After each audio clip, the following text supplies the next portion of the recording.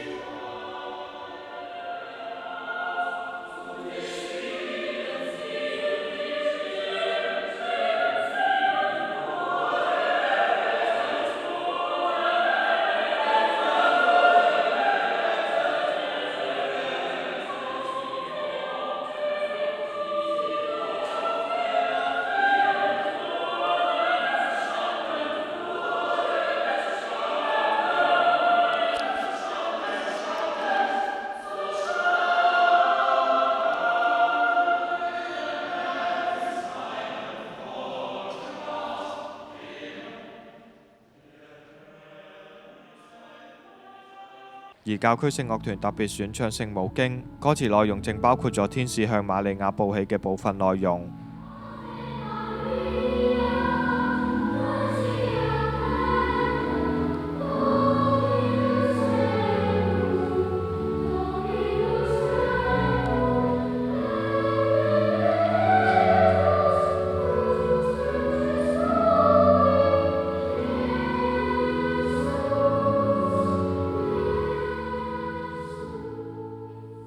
教區禮儀委員會聖樂欣賞系列將喺4月5號下午喺聖魯寧座堂舉行聖樂晚禱，並邀請到澳門教區聖樂團以及香港福山鐵掛聖樂團獻唱。而教區聖樂團亦應聖魯寧座堂邀請，將喺4月6號舉行嘅4旬期詠唱彌撒中獻唱。詳情可瀏覽澳門教區禮儀委員會以及聖魯寧座堂臉書專頁。